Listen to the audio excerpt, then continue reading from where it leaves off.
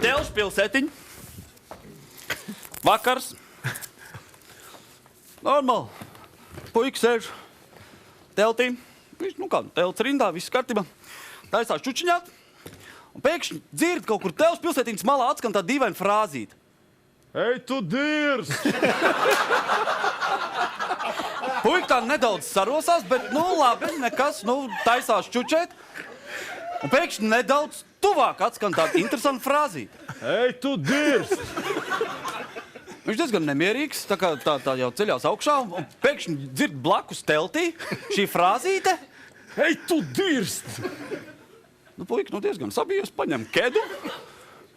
Pēkšņi atverās raifers. Ev, tev špickis nav? Ei, tu dirst! Piedāvāja Appenītis Premium. Nāk kā saukts.